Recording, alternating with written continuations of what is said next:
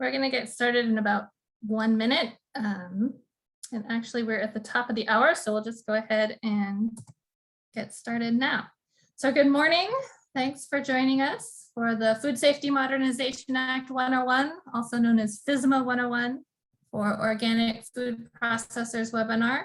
We are pleased to have Dr. Erin DiCaprio from the University of California, Davis, as well as Jacob Guth and Anna Rivas from the CCOF Certification Services Food Safety Program with us this morning. And we're going to get started with the webinar presentation just a little bit.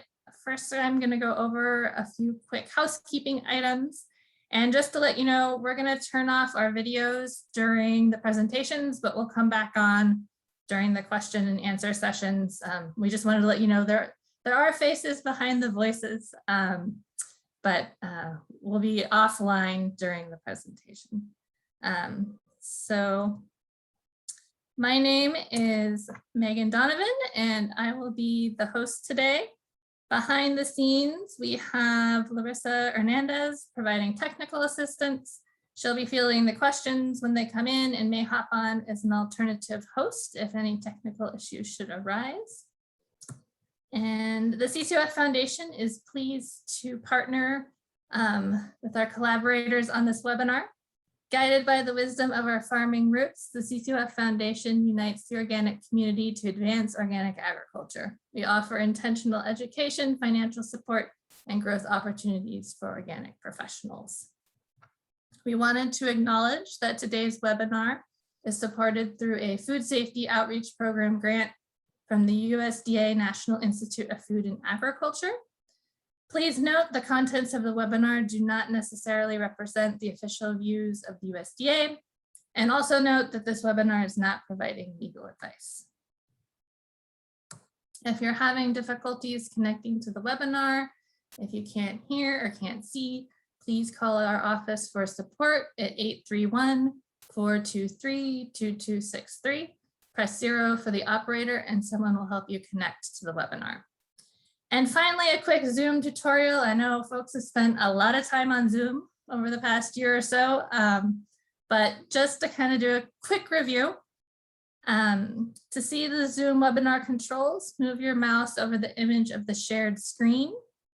If you're in full screen viewing mode and would prefer to view the webinar in a window, click on the View Options tab at the top of the shared screen and select Exit Full Screen Mode to exit the full screen.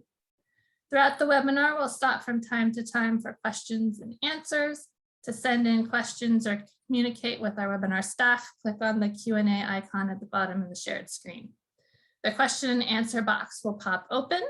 Write your question or comments into the field at the bottom of the box and click send. If you'd like to send a question anonymously, check the send anonymously box to the left. And note, we won't be using the chat function during this webinar. So send all of your communications in via the question and answer box. And feel free to send in questions anytime. We'll kind of collect those and then use them during the question and answer breaks. At the end of the webinar, an invitation to take our webinar evaluation survey will pop up. To take the survey, click on the link and answer a few quick questions to help us improve our offerings. And as a final reminder, today's webinar is being recorded. We will send a link of the recording along with the PDF of the slides to all webinar registrants. So that will be there as a resource for you as well. And also just to let you know, we had over 80 people sign up for the webinar, which is really great. We're excited to see so many folks interested in this topic. And that said, we're going to try to get to as many questions as we can. And if we can't get to your specific question, we just wanted to apologize in advance and encourage you to follow up with us after the webinar. So thank you again for attending. And with that, I'd like to introduce our lead trainer. Dr. Erin DiCaprio is an assistant specialist in cooperative extension in the Department of Food Science and Technology at the University of California, Davis. Her area of expertise is microbial food safety with an emphasis on foodborne viruses. Joining Erin today are Jacob Guth and Anna Rivas from CCOF Certification Services Food Safety Program, and they will be jumping in from time to time to answer organic specific food safety questions. So with that, Erin, I'll turn things over to you and we can get started with the presentation. Great. Thank you, Megan. And good morning, everyone. Thanks for joining us here today. And so I just want to kind of start out giving a lay of the land of what we'll be discussing today. I'll say this is a very complicated topic. So if you're new to the food safety regulation space, if you're feeling overwhelmed, I just want to say that's natural. There's going to be a lot of information thrown at you here today. But again, we're always here for you if there are follow-up questions that we can't address in the webinar today. So what we'll be talking about, we're going to start out with an introduction to food safety and food safety regulations related to processed foods. We'll talk about the Food Safety Modernization Act, what that is, the different rules under this FSMA regulation. We'll also introduce the concept of low and high risk food categories, because that's really important for you to understand as we're talking about these regulations, because different regulations apply to different risk categories of foods. We'll then transition into talking about some of the exemptions and partial exemptions to the Preventive Controls for Human Food Rule. So under this umbrella of the Food Safety Modernization Act, the Preventive Controls for Human Food Rule is the rule that applies to processed foods. So that's really going to be the focus for today's webinar. And then we'll end out today talking about the requirements for a facility that is going to be fully subject to the Preventive Controls for Human Food Rule. So to set the stage here today, we wanted to start out with a poll to gauge what kind of products the business that you're working with currently makes. So this is not an exhaustive list, but please indicate any of these particular products that you might be making. If you're making something not on this list, please select other. Again, this is just kind of my general perspective on some of the more popular common types of processed foods that we encounter. So I'll give you just another minute or two or second or two here to respond. So I'll go ahead and close this poll out and share the results. So it looks like we have a number of folks that are selecting that other category. So that's pretty interesting. If you want to, you can enter in the Q&A what those other products are. But we do have some folks making jams, jellies, baked goods, canned fruits, and vegetables, and fermented fruits and veggies. So we'll talk a little bit about the different regulatory implications for those types of products today. So we have another poll here. And so this is asking currently where your business falls under the FSMA regulations, if you know. So would you be a qualified facility under the Preventive Controls Rule for human food? Would you be a facility fully subject? You might be a farm mixed type facility under the Produce Safety Rule. Really common to not know at this point in time. That's why we're all here today. Or this might not be applicable to your business. So let's go ahead and end this poll. So it does look like we have a good number of folks that aren't sure. Like I said, these regulations are really complicated. So hopefully after today's webinar, you'll have an increased understanding of where you might fall. We do have a number of folks indicating they'd be a qualified facility under the Preventive Controls Rule. So we'll talk about what a qualified facility is here today.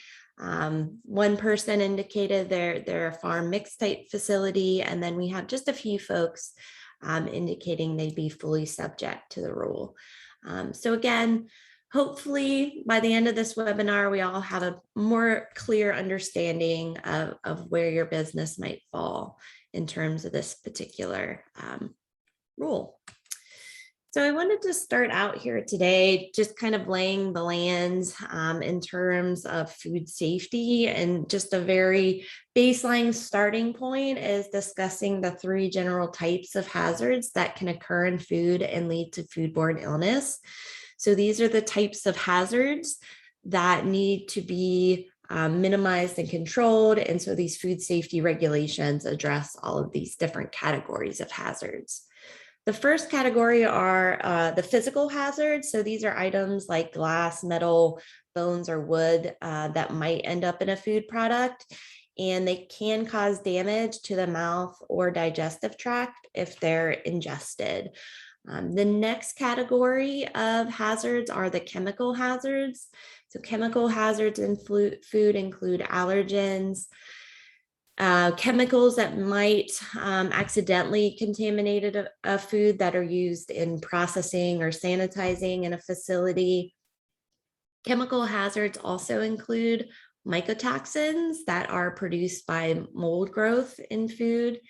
So allergens is, a very critical piece of food safety we need to be cognizant of. And so in the United States, there are 8 allergens that are required to be contained on labels if that food product includes any of these 8 allergens. So that list here in the US is dairy, eggs, peanuts, tree nuts, fish, crustaceans, wheat, and soy. So if you have a product that contains ingredients that are on that big 8 allergen list, that has to end up on your product label.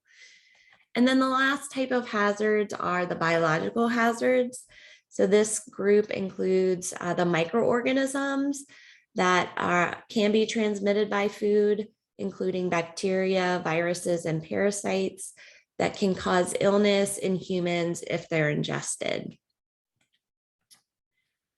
So as a food processor, it's good to understand the basic ways that food processing enhances both the shelf life and the safety of a product. So when we're preserving a food, there's really this interplay of different factors that are ultimately going to influence the shelf life and safety. So the first are the intrinsic factors of that food product. And we don't have much control over those intrinsic factors. Those are what are inherent to the ingredient we're starting with. So in this example, we're starting with a tomato.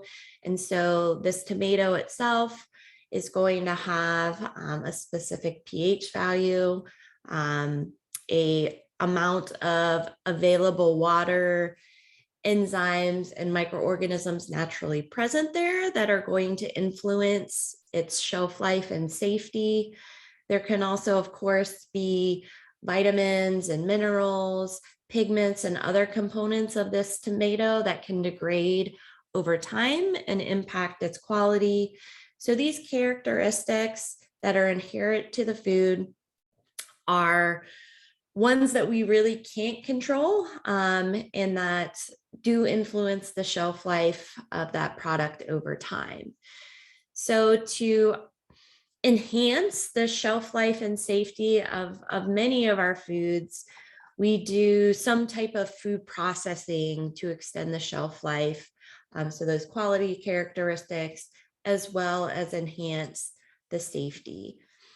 So we classify these different types of processes that we're employing as extrinsic factors, and these are things that we can control. So this could include the type of processing we're using on the food product. Oftentimes, heat is a really common processing method used to enhance shelf life and safety of a product. There are also different kinds of chemical processing we can employ. We may add acid to a product, either vinegar or lemon juice, to help increase its shelf life and safety. You might also be adding chemical preservatives to that product, or we might use the natural process of fermentation to enhance the shelf life and safety of a product. Extrinsic factors also include the type of packaging that we select for a particular food product. That packaging will modify the atmosphere that food is exposed to and thereby can slow down the spoilage process. It may also provide a physical barrier that would reduce contamination post-processing. So all of these things play together when we talk about the shelf life and safety of a food product. So currently the US does have one of the safest food supplies in the world, but this certainly has not always been the case. And what we've seen over the last 100 years plus is that food safety regulations have evolved over time alongside outbreaks in different types of food products. And so there are two federal regulatory agencies that hold the majority of the responsibility in regards to food safety here in the US. The United States Department of Agriculture's Food Safety Inspection Service and the US Food and Drug Administration are the two agencies that have the authority to enforce food safety regulations in the United States. And they also enforce these regulations on imported products. So the USDA's Food Safety Inspection Service, or FSIS, enforces food safety regulations on meat, poultry, and amenable species. So those would be other animal products that are similar to meat and poultry. The FDA basically regulates all other types of foods. This includes produce, seafood, dairy, juice, and other types of processed foods. So the FDA really has a majority of the responsibility when it comes to the safety of processed foods. USDA, again, is our meat and poultry products. Beyond these federal regulations, there are also state and local food safety regulations that apply to food processors. So in California, the local county departments of environmental health oversee cottage food operations, restaurants, farmers markets, and retail food establishments. The state Department of Public Health Food and Drug Branch oversees our processed food registrations. Here in California, we also have a unique program where organic processors have to register with the state. And then we also have our cannery licensing program here in California that applies to processors that are making low acid canned foods or acidified canned foods in the state. In California, our California Department of Public Health Food and Drug Branch also has an agreement with the FDA to do federal inspections in the state. So it's unlikely that FDA inspectors are going to be in too many of the food processing facilities in California. Those are primarily going to be our state inspectors coming in to do those inspections on behalf of FDA. I'll also point out here in terms of the organic standards, that is a USDA run program. It's not through FDA. So for organic processors, you get to deal with both federal agencies in some capacity. So the Food Safety Modernization Act, or FSMA, is an FDA regulation that applies to the majority of processed foods produced and imported into the United States.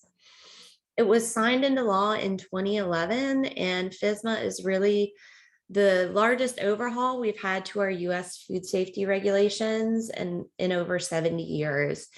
And this regulation is very focused on prevention of foodborne illness. So it seems like all of these regulations should be focused on that. But this particular regulation does give FDA much more jurisdiction to actually go in and halt operations that aren't implementing methods to prevent foodborne illness. So it essentially gives FDA a little more teeth to stop foodborne illnesses before we have an issue.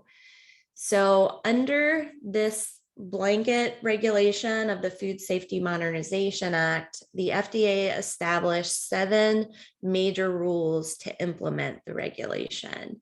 And so these are the 7 foundational rules, and I'm going to highlight 2 that are by far the most likely to apply to food processors. There are certainly many others that can apply, but I'm going to highlight the 2 that I think are the most relevant.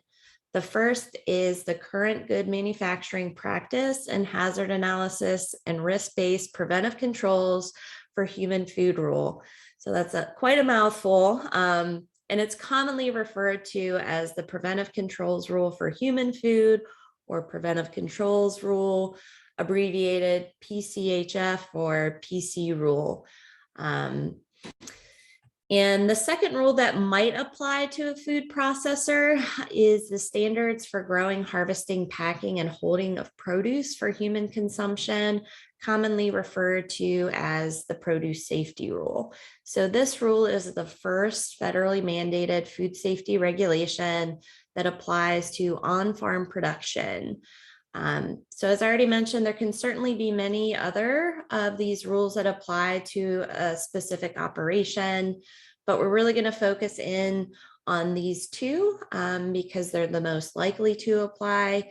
And then we're going to go into more depth on the preventive controls for human food rule, because most processed food producers are going to fall under this particular rule and not the produce safety rule.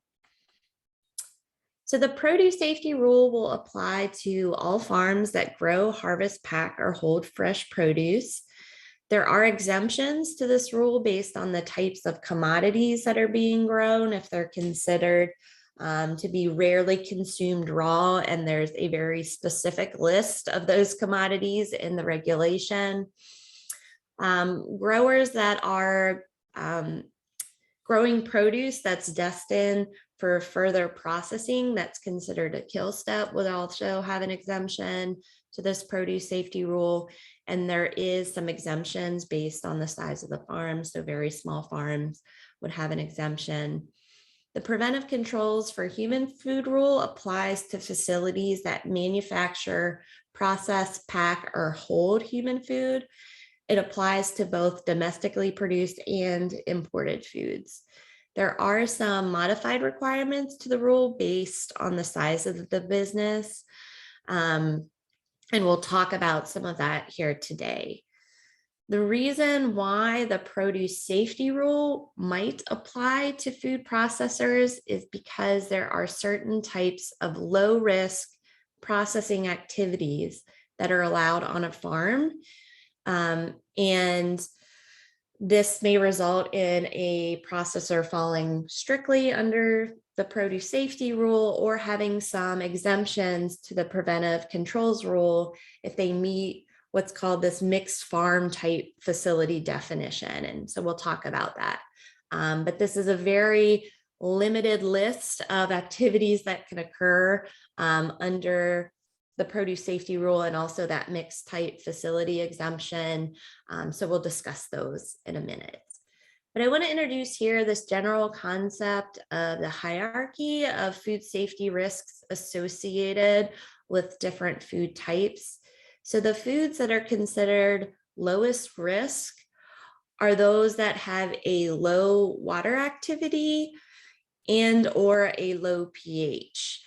So the high acid level of a food or a low water activity content of a food makes it unlikely that foodborne pathogens can grow in these particular products.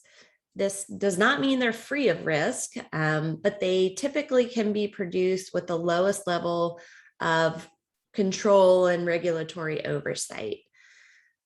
I will say here, the more of these low risk foods a processor is making, the more regulations that are going to apply. simply because the number of people eating that food, expands that potential risk. So the regulations are going to increase depending on the size of the business.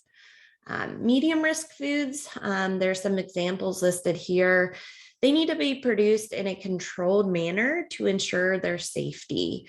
And then our highest risk foods are those that can pose a very serious health risk if they're not produced under very strict controls. So many of these foods that are considered high risk can cause botulism if they're improperly processed.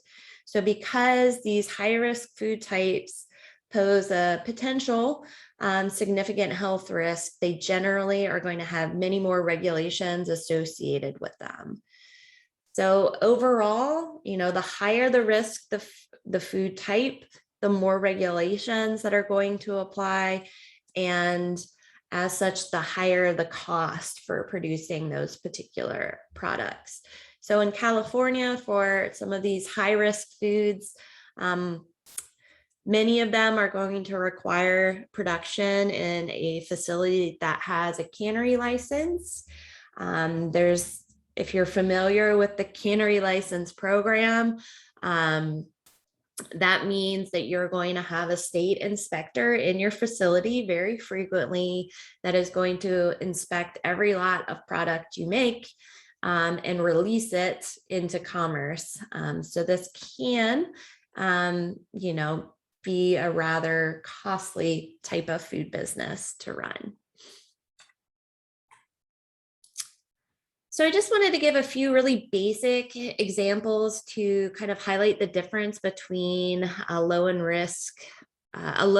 high risk food type. So we're going to just talk here about some canned jellies and butters. And so for many fruit-based jellies and jams, these are going to be considered low risk because we start with a fruit that is very high in acid. We're also going to be adding sugar to that jam or jelly, which decreases the water activity of the final product. So water activity is a measure of available or free water in a food. And so this is the water that's going to be available for microorganisms to use and grow. So water activity is not the same thing as moisture content. So you need to make, that distinction in your product. So physically removing water by drying, for example, is one way to reduce water activity of a food. So baking, we're removing water during that baking process. So most of our baked foods are going to be considered a low water activity food. But we can also reduce water activity by adding sugar or salt to a food product. So that sugar or salt is going to bind water within that food matrix and make it unavailable for use for microorganisms to grow and increase in numbers. So for an apple jelly, we're starting with a fruit that has a high acid level. We're going to be adding sugar to that jelly, decreasing the water activity. And so this combination of low pH and low water activity is going to inhibit the growth of our foodborne microbial pathogens.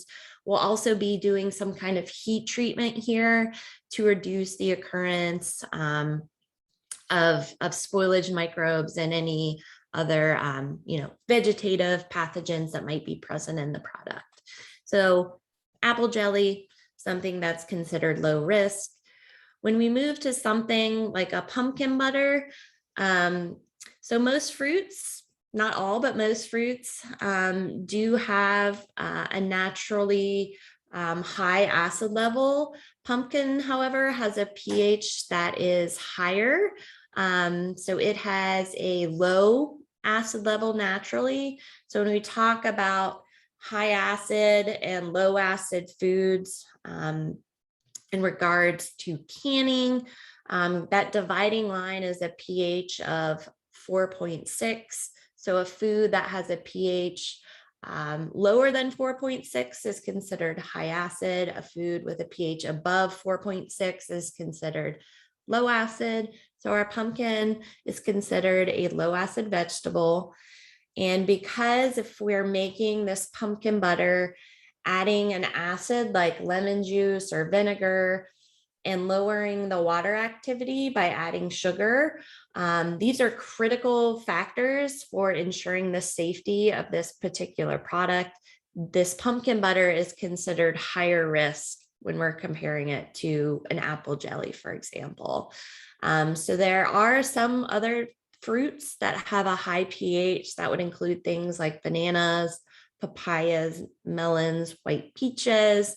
So just here trying to highlight that, it's very important to understand, where your particular product is falling on that food safety risk hierarchy. So in order to produce a safe product and understand which type of food processing regulations applies to your particular product, there's several different parameters that you need to know and understand. So these would include the pH of your product, the water activities, specific information about the formulation of your product, so exact ratios of ingredients being added. You also, of course, need to know the type of processing that you're going to be using, very specific information about the times, temperature, the size of the container you're using. And beyond this, there are many other things that, will help dictate the shelf life and safety of your product. And knowing all those things will also help you tease out which types of food safety regulations will apply to your operation. So hopefully this set the stage a little bit for the next piece of the presentation, where we really get into the specifics about the different regulations. So I'll just pause here quickly to see if we have any questions that have come in via the Q&A. Thanks, Erin. It looks like Megan's internet's down, but there was one question that came in. Does the FDA have any frequency requirements for the PCQI retraining? Oh, that's a good question. So we're getting a little ahead, but I'll just mention here, there is a requirement that for a food processing facility covered by the Preventive Controls for Human Food Rule, they have to have their facility's food safety plan prepared by someone that has someone who is a Preventive Controls Qualified Individual. So one way you can become a Preventive Controls Qualified Individual is to take this FDA approved training course, which I'll mention a little bit in the future. But that training course, you just have to take one time. That certificate is good for a lifetime. That being said, I think it's always good to re-engage in, some level of additional professional development type training. But that certificate, you just have to take it once, and you don't have to go through that training ever again. So great question. And more on that to come too. Perfect, thanks. Looks like that's all for now. So, all right, full speed ahead. All right, so now we get into the regulations. And again, this is very confusing, and we're going to try and kind of distill it down here for you today, but we're also going to provide you with a number of resources that we feel can, be kind of go-tos for you as you're trying to get more into the weeds with the different regulations. So we're going to start here talking about the produce safety rule. So again, this is one of those 7 foundational rules under the Food Safety Modernization Act, and is under FDA's umbrella of jurisdiction. So if you are a food processor that is doing the very limited processing that's allowable on farm, then you would fall specifically under the produce safety rule and have a full exemption from the Preventive Controls for Human Food Rule. And so there are certain types of processing that are allowed on a primary or secondary production farm. I'm not going to get into the nitty gritty on these farm definitions, but under the produce safety rule, there are two different kinds of farming operations. So if you are a farm and the only type of processing that you're doing is on this list of three, then the Preventive Controls for Human Food Rule will not apply to your business. So the first thing that you can do on a farm in terms of processing is do drying to create a distinct commodity. So something like drying a grape to get a raisin. But you can't do any other type of processing beyond that. So you can't cut or slice a piece of fruit and then dry it. That's considered outside of what's allowable under the produce safety rule. You can do treatments to induce ripening, and you can package and label, but that's basically kind of it in terms of what you can do for processing under the produce safety rule. So a very limited list, to say the least. So if you happen to just be doing processing that falls under the produce safety rule, here's what you need to do. Someone on the farm needs to attend a Produce Safety Alliance grower training course. So this is the FDA approved training curriculum for the produce safety rules. So someone on the farm needs to attend that course. You need to develop associated records related to implementation of the produce safety rule. So for this particular rule, a food safety plan is not required, but I will say it's very helpful to help you organize everything that's going to be required in terms of documentation to show an inspector that you've implemented the rule. You will also be subject to an on-farm food safety inspection. And here in California, the California Department of Food and Agriculture's Produce Safety Program is conducting those on-farm inspections on behalf of FDA. So you won't have an FDA inspector on your farm. It will be someone from the CDFA. So, if what you're doing, if you're a farmer that's doing some value-added processing, it's not something eligible to be covered by the produce safety rule. Kind of the next level up is looking at whether that product can be produced under the California's Cottage Food Law.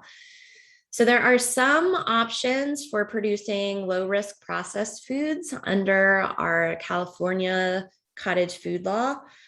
So this is outside of FDA regulations, and the foods allowed, annual sales maximums, and facility requirements do vary by state. So if you're outside of California, you do want to look at the state you're in, that state's cottage food law, because every state is pretty different.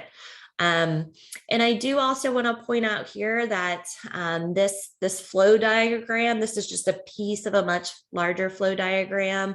We'll be providing you a link to this resource, but this was a flow chart specifically targeted to value-added processors here in California to help try and walk you through what would be required for different types of food products here in California in terms of the local and state regulation. So a really great resource to go to just to start help framing where your business might fall if you're just starting out. So the Cottage Food Law here in California allows for people to manufacture low-risk foods in their home kitchen with an annual gross limit in sales of $50,000 per year. The complete list of foods can be found on the California Department of Public Health's Food and Drug Branch website, but I listed some popular examples here. There are two different types of cottage food permits that we have here in California. The Class A permit is for direct to consumer sales only. So if you're going to produce a jam and jelly and sell it directly to consumers yourself at a farmer's market or roadside stand, the Class B permit allows for sale through retail stores and restaurants. So the Class B permit would allow you to sell, through a grocery store, at a restaurant. The Class B application fee is a bit more costly than the Class A. And for Class B, you're certainly going to have your kitchen inspected by a local environmental health agent. And in some cases, Class A may have those inspections as well. In addition, you're also going to be required to attend a food handler certificate course. So you'll have to register, pay those registration fees, have your kitchen inspected, and attend that food handler certification course. Another potential exemption to the preventive controls for human food rule are for retail food establishments. So if the produce safety rule doesn't apply to your product, and this isn't something that you can be producing under the Cottage Food Law, next we'd be looking at whether or not that preventive controls rule for human food would apply. But if you're producing food in a facility that's classified as a retail food establishment and sell that product direct to consumers, then you are exempt from the FSMA Preventive Controls Rule. So this particular rule doesn't apply to retail food establishments. So that includes restaurants and grocery stores. So an example of an exemption under this retail food facility exemption would be a grocery store that's making baked goods and selling those direct to consumers. So the retail food establishment exemption applies as long as 50% of your food is sold directly to individuals and not businesses. So this can include direct sales to consumers at roadside stands, farmers markets, and CSAs. I will mention here that even though there's an exemption to the FDA Preventive Controls Rule, state and local food safety regulations are still going to apply. Next, we'll talk about this farm mixed type facility exemption. So this is a partial exemption from the Preventive Controls for Human Food Rule for processing that is happening on the farm. So if you are a farmer and you are doing some type of food processing, you may be eligible for this partial exemption to the Preventive Controls Rule if you are making certain types of low-risk foods. So this is called the Farm Mixed Type Facility Exemption.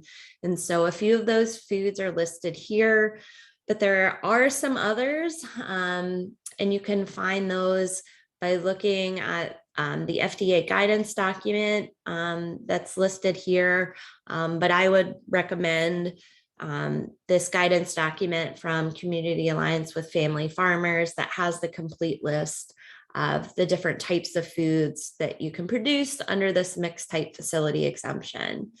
So in addition to only processing these foods, you also have to have less than 500 employees and gross less than 1 million in annual sales adjusted for inflation. If you're eligible for this exemption, you do still have to register with FDA. You need to keep sales records to support your exemption to be able to prove essentially to FDA that you're qualified for this farm mixed type facility exemption. You do have to comply with the current good manufacturing practices that are outlined in the Preventive Controls for Human Food Rule. You also have to comply with local and state food safety regulations and laws, but you do not have to be subject to the parts of the Preventive Controls for Human Food Rule that are related to the hazard analysis or implementation of preventive controls. So we'll talk about that in just a minute. But the hazard analysis and preventive controls piece are really, I would say, the most stringent components of the preventive controls for human food rule. They have, those pieces have the most documentation required. There's validation and verification required. So not having that part of the regulation applied to your business does alleviate some of the stress associated with implementing the preventive controls rule for human food for a business. There are other exemptions to the preventive controls for human food rule based on the types of food that's going to be produced. So there are certain types of foods that have exemptions because they are covered by other food safety regulations. So seafood and juice, they have their own hazard analysis and critical control point regulations. And because they're covered by those HACCP regulations, they're not subject to the preventive controls for human food rule. Dietary supplements also have their own regulations, and the preventive controls rule does not apply to dietary supplements.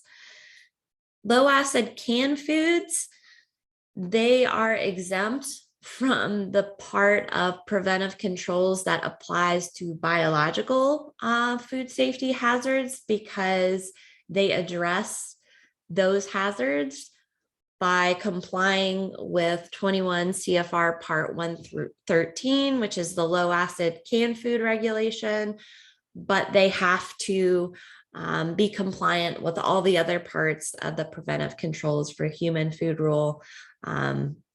So if you're making low acid canned foods, feel free to reach out for additional guidance on that particular type of food product.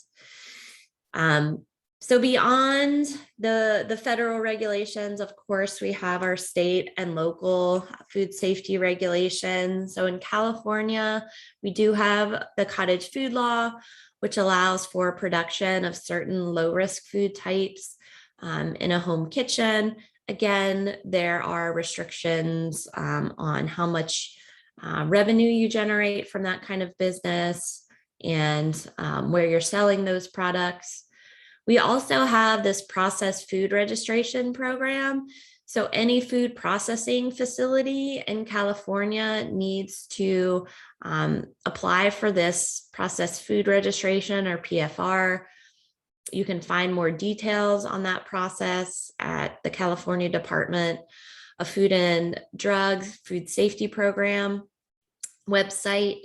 And then we also have this additional cannery license program that applies to acidified low acid canned foods and low acid canned foods.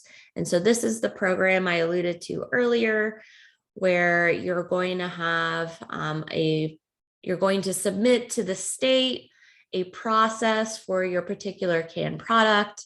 They are going to approve that process for you or return that process and say not approved, you need to change this. And then once you have your facility registered and you have that license issued with your approved process, you're going to have one of the state inspectors at your facility frequently to inspect every lot of the canned food you're making to make sure that you're complying with that process prior to its release into commerce. So there are some really good guidance documents related to, the food processing regulations here in California that you can get to from my website, which is ucfoodsafety.ucdavis.edu, and we'll make sure that you have the link for that website in the materials you receive after today's webinar. So I know that was a lot of information, so I want to pause here and address any questions that have come up. Great, thanks so much, Erin.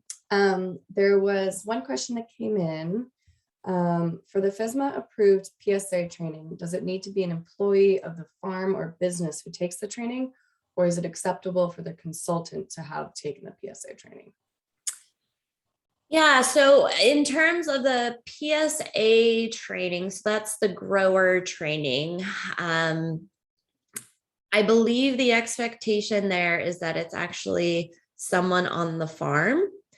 So I actually interact a lot with our produce safety program inspectors, and they are wanting to see someone that is in the farm's ownership hierarchy attending that PSA grower training course. When it comes to preventive controls for human food, that Preventive Controls Qualified Individual can be someone external from the business. So you could hire a consultant to develop your food safety plan, and that consultant, as long as they have that certification that they are a Preventive Controls Qualified Individual, that's totally acceptable. I will say I think it's very helpful to have someone within your own business take that course and maybe not take full ownership of developing that food safety plan, but have, input into that plan. A lot of times, the person actually working in the facility has a lot more perspective than an external consultant coming in and trying to get the nuance of the day-to-day operations. So I would recommend, even if you're working with a consultant, to have someone in your own team that's really involved in the development of that food safety plan. But it is appropriate that if you're working with a consultant, as long as they have a certification that meets the regulatory requirement. Awesome, thank you. And just to pivot a little bit, there's somebody's asking about where olive oil falls. Is it in terms of higher, low, medium risk? If you could speak to that a little. Yeah, so olive oil is something that falls within that kind of medium risk range. So it's not something you can make under a cottage food license. So you would have to have the processed food registration if you're going to be producing and selling olive oil. We actually have, through UC Extension, a guidance document related to production of olive oil that addresses, food safety. Again, it's something kind of in that middle range when it comes to risk. But I'm happy to, point folks to that resource. We actually have someone in a similar position to mine that focuses specifically on food processing, and she is the guru in olive oil production and quality here in California. So I can pass her name along as well. But really good question. Olive oil falls in that mid-range, and you'll need that processed food registration here in California. Great, thanks for that. And then there was a question about whether wheat is considered an allergen and if there's any concerns with wheat specifically. Yeah, so wheat is one of those big 8 allergens, so it is considered an allergen. So if you are making a product that has wheat in it, that wheat would need to be called out on the label as an allergen. So you would have your ingredient list, and then a separate line that says contains wheat, so that someone with that wheat allergen could, see that very clearly, that that's a product they want to avoid. You also, if you're working in a facility that has some products that have an allergen and other products that don't contain that allergen, you need to be really careful about commingling of those allergenic ingredients with non-allergenic ingredients. So just be cognizant of that. Kind of best practices is to have a separate storage area for your unique allergens, have different equipment that's color coded for use on different allergens. And then if you're, running products on the same line and you have something that has a unique allergen, run that product last, and then you need to do a full clean break in between running that allergenic product and a non-allergenic product in your facility. So when we actually have 3 more webinars in this series. So the third webinar is going to focus in more on these preventive controls that is in the name of this rule. But we're really going to drill down and define more clearly what these preventive controls are, how you would implement them. And so there are specific requirements for allergen control under the regulation. So more on that to come. Good question. Great, thank you. Looks like that's all we have for now, so we can keep going. All right, well, we'll Thanks. keep it moving. Thank you. All right, so now we're gonna get into the preventive controls for human food rule. So at this point, we're assuming we've established that, the facility that we're talking about isn't, going to be eligible for any of those exemptions, that it's not a farm mix type facility, that this product is not going to be, it's not juice, it's not seafood. So we're kind of at this point where, the preventive controls for human food rule is going to apply. And so there may still be some options for modified requirements under the preventive controls rule if a food processing facility meets this definition of a qualified facility. So I'll talk about that in just a minute. But if a facility is fully covered by the preventive controls rule, one person, and again, we already touched on this, it can be someone external from your company. If you're working with a consultant that's developing your food safety plan, they can be the ones that have this preventive controls and qualified individual certificate, or this can be someone, within your operation that receives the certificate, but it's required that the person that's charged with developing the food safety plan does have this preventive controls qualified individual distinction. So the easiest way to be a preventive controlled qualified individual, or PCQI, is to attend this FDA approved training course that was developed by the Food Safety Preventive Controls Alliance. It does say within the regulation that there's kind of 2 options. You attend this course, or you're able to prove to FDA through experience that you are a PCQI. I would say pretty much everyone is just taking the course because it's not quite clear how you're going to be proving to FDA that you're a PCQI if you don't have that certificate in hand.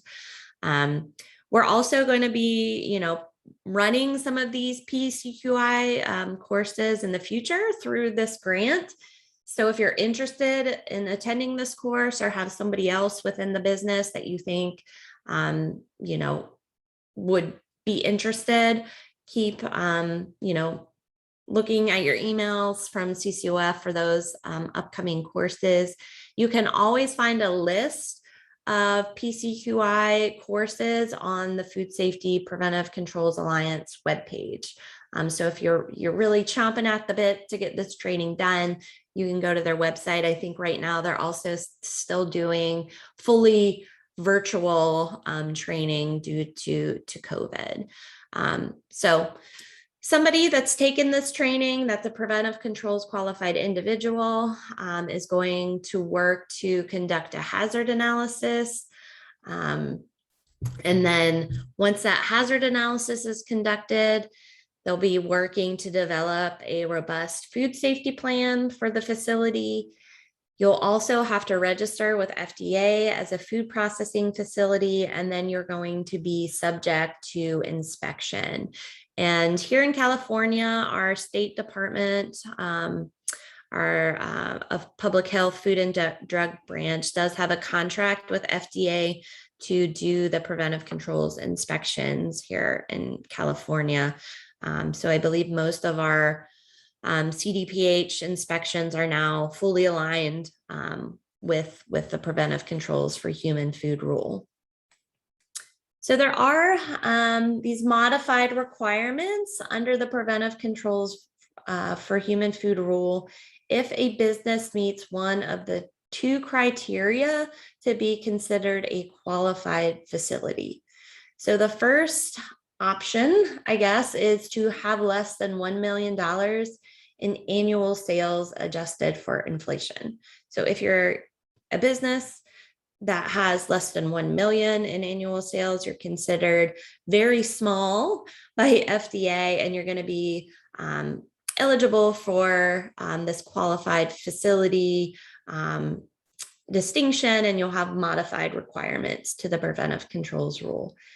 The other option that if you meet this criteria, you could be a qualified facility, is if you have an average food sales of less than $500,000 average over the last 3 years, and the sales to qualified end users exceeds sales to all others.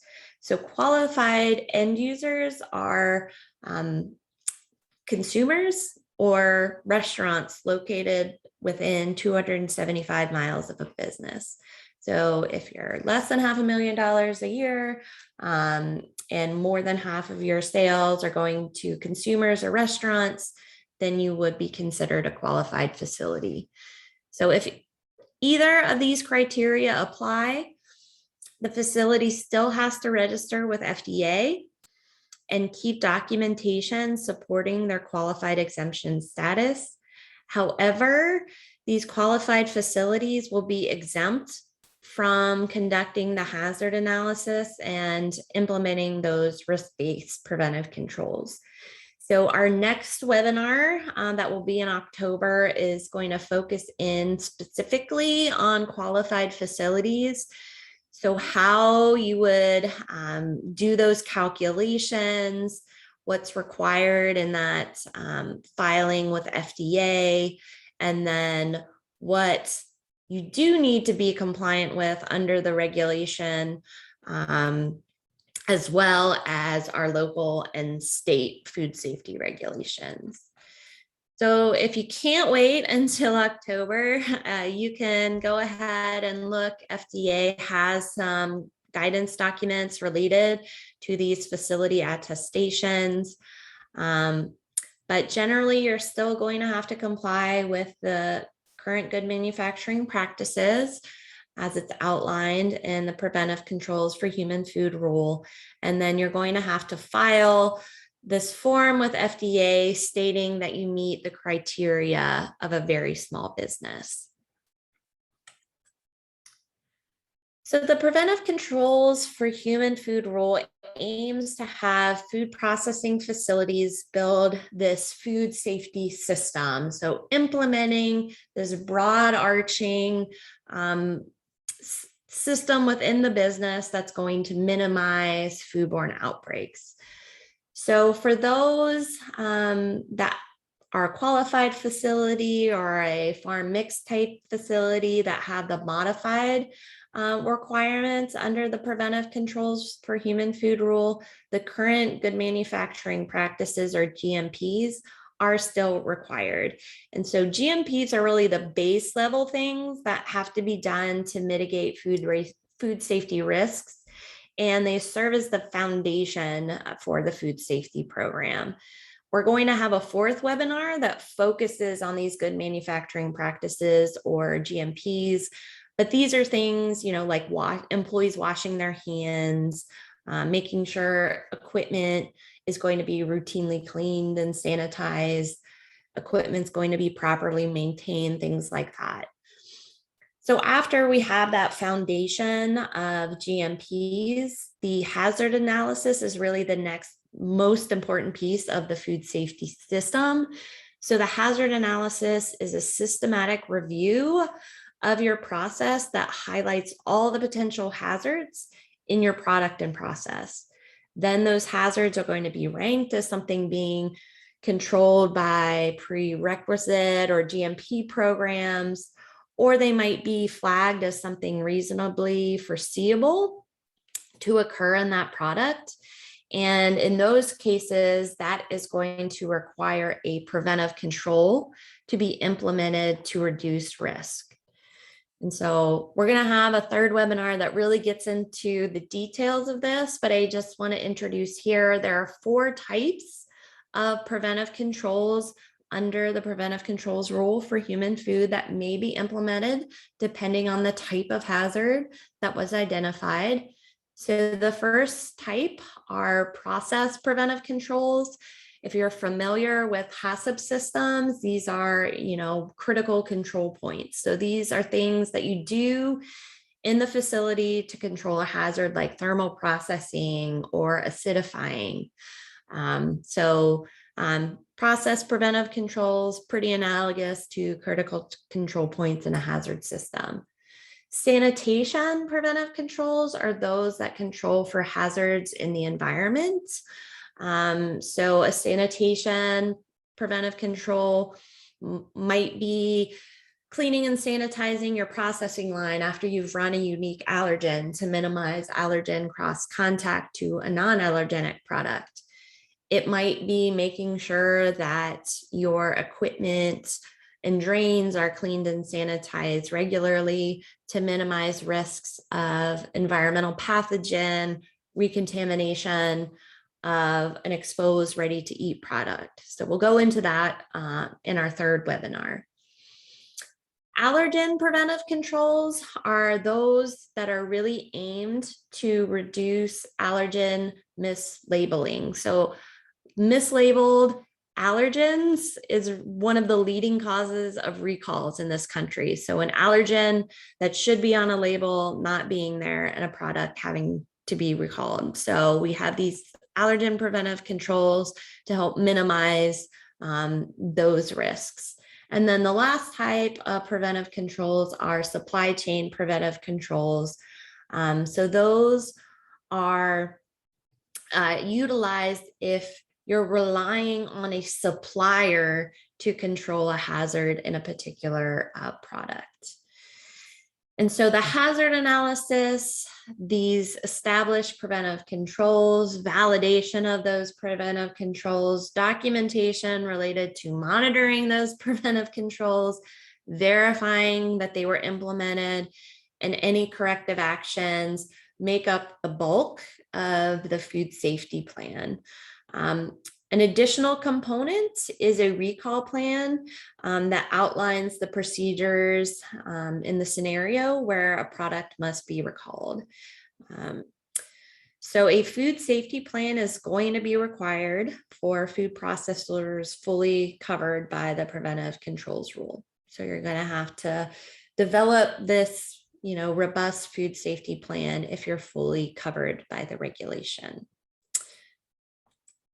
So I'll pause here to see if there are any questions related to preventive controls for human food. We've got a whole third webinar on it, so we'll get into it a little more deeper then. Great, thanks, Erin. It doesn't look like any questions came in right now. I don't know if Jacob or Anna wanted to add anything to what you just talked about. If not, we can keep moving. All right. Well, I think we're in the home stretch now, so let's we'll keep going, and then we'll have some additional time at the end for questions as well. Perfect. Sounds great. Thanks. So I just wanted to end here giving a little bit of a case study on just, how many different regulations could potentially apply to a low risk product in this case. So here, this is a strawberry jam producer. So the base ingredient for the jam are strawberries that have a low pH. So these are high acid fruits. The resulting jam also, because the starting ingredient was high acid, the jam is going to be high acid. We're also going to be producing this jam in compliance with 21 CFR 150, which is the standard of identity for jams, jellies, and preserves. So if you're familiar with the cottage food laws, you're probably familiar with 21 CFR 150. It has very specific requirements in terms of how much sugar you have to add to a jam or jelly to have it be called a jam or a jelly. So that resulting jam that's produced following that standard of identity is going to have a very low water activity, likely around 0.65. So we have a low pH product and a low water activity product. This jam will also go through some type of atmospheric temperature processing, like a boiling water canner, to help extend its shelf life as well. So for a strawberry jam producer here in California, they could produce and sell this under the Cottage Food Law as long as they're under the sales max for the particular product and selling through those appropriate outlets. They may also be eligible for an exemption to the Preventive Controls for Human Food Rule if this is produced in a retail food establishment. So if I'm a restaurant and I'm making jam and selling it direct to consumers, that would be exempt from the FSMA Preventive Controls for Human Food Rule. If this is a farmer who's growing strawberries and making the jam, they may be eligible for that farm mixed type facility exemption as long as they, have less than $1 million in annual sales. This might be a facility that's a qualified facility under the Preventive Controls for Human Food Rule if they sell less than $1 million in the strawberry jam and all other products they produce and sell every year.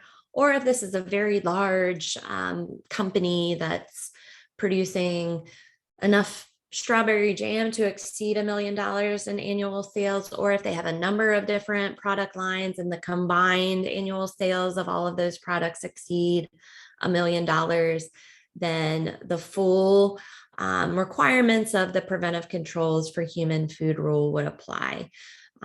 So again, depending on the product, there could be many different regulatory scenarios that could play out. If we're talking about a medium or a high risk food, a lot of these options fall off the table. So Cottage Food Law, farm mixed type facility, those aren't going to be, eligible for a medium or higher risk food producer. So I'll just end here outlining some resources that I think are really useful, helpful. Others on the team may have others resources that are kind of their go-tos. You'll be getting a copy of the slides from today, so you'll have all of these links. But I already mentioned the UC Food Safety website. So this is maintained by myself and another food safety specialist in my department. There are numerous resources there related to food processing regulations, other information related to food processing and food safety. FDA has a number of guidance documents out there that are helpful. The Produce Safety Alliance, I neglected to put the website in here. We'll make sure that's there in the copy of the slides you receive. So that's the group that runs the grower training course for the produce safety rule. The Food Safety Preventive Controls Alliance, this is the group that runs the approved curriculum for preventive controls qualified individuals. So you can, find upcoming trainings on their website. I'm also providing links here to the California Department of Public Health Food and Drug Branch, their Cottage Food website, and their Food Safety Program website. So you can find information about, how to register these types of facilities on their webpage.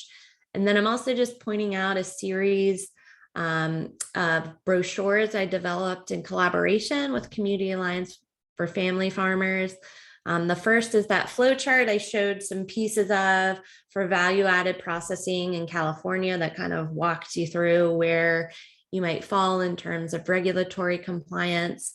We also developed 2 resources, one specific to processed food registrations and one specific to cannery licenses, to kind of walk you through the steps for making those filings and, how long you can anticipate that process taking. So before we open it up to final questions, we're going to launch this same poll again. Based on what you heard today, did you get any clarity on what FSMA compliance category your business is going to fall under? Would this be a qualified facility, a fully subject facility under preventive controls? Maybe it's the mixed type facility. Maybe you're still not sure, and that is totally understandable. This is a lot. There's a lot of nuance that comes into play here based on product types, business models, business size. So we'll go ahead and just end this and we'll share the results with you. So we still have a lot of folks that aren't quite sure. And like I said, that's to be expected. Hopefully the resource list provided can help bring clarity, but sometimes it's just easier to talk it through with someone. So, I'm always here in that capacity. Oops, sorry, Larissa. So we do have a good bit of time for some more questions, if there are any more from the group. Thanks, Erin. We actually don't, it doesn't look like we have any questions right now. Again, I'm not sure if Jacob or Anna have anything they want to chime in with, or anything that should be added. It was a great review. Thank you, Erin and Larissa, for hosting and sharing your information. It's great. Thank you. Great. Thanks, Jacob. Yeah, so I guess if we don't have any further questions, we can move on. All right. Well, let's see what would be the most beneficial, I would say, in terms of training opportunities for those in the group today. So we have one last poll that we're going to share here. As I already mentioned, we're planning through this project to offer some preventive controls, qualified individual training, potentially. If there's a need, we can branch out into some of these other areas as well. We are having a 4th webinar that's on basic good manufacturing practices. But if, any of this kind of speaks to your needs as a business, just let us know here. We'll certainly be communicating to the group, when these trainings are upcoming and where they're going to be offered as soon as we get those on the books. So I'm going to end this poll and share. So yeah, it looks like we have a good number of folks that are interested in the Preventive Controls Qualified Individual training. That's great. We'll be happy to host you in our course. If you're looking to do that in the near term, I'd refer you to the Food Safety Preventive Controls Alliance website. There are a number of virtual training options available. I personally haven't been able to, stomach holding a 20-hour course on Zoom. So I've been holding out to wait to see how the pandemic plays out. But we are hoping to run some in-person training courses in 2022. So thanks everyone for responding. And then just to kind of wrap up for today, make sure to check out the CCOF webpage for upcoming webinars. As I already mentioned, we do have 3 additional webinars in this series. The next one in October will be focusing in on qualified exemptions. So in this series, we're trying to tailor content to Washington and California. So keep in mind those dates for California. But if October 13 doesn't work for you, just know, a lot of what's in the content is, federal. So the federal portions of the presentation would apply to California, even though some of the specific Washington info may not. I also wanted to just extend this invite to anybody that's working in a food processing business. I have another grant where we're trying to develop some online food safety training programs targeted specifically to smaller scale food processors. And so right now we're at the stage where we want to make sure the content that we think is relevant truly is relevant to the stakeholder group. So if you have a hand in food safety or training within your business, and we'd really like to hear from you and have you give feedback on our program, we're going to be conducting, a short interview with you, and we'll compensate you for your time. So if you're interested, you can visit the online registration page, scan the QR code, or you can email the grad student that's in charge of the program at Purdue. And so, as Megan mentioned in the beginning, we are recording today's webinar, and there are many other previous webinars and other contents on the CCOF Foundation's YouTube channel. So if any of this content area looks of interest to you, just know that exists on the YouTube channel and is available at any time. And then we'll just end today thanking you all so much for being here today. And again, I hope the content was useful. Please provide feedback. You're going to get a link to the evaluation that will pop up once we close out for today. Let us know what you liked, what you didn't like, any additional information that would be useful. It'll really help us, help improve this program moving forward. So anything from your side, Larissa? No, that sounds great. Thank you so much, Erin. Yeah, and just to reiterate, if you can all take the time to fill out the evaluation form, like Erin said, it really helps us out in the future with our future programming. So thank you so much for all your time and expertise, and we really appreciate it. And we'll be sending out a PDF and a link to the YouTube channel with this recording and many others, like Erin mentioned. So thank you. Thank you so much. Thanks, everyone. Thanks.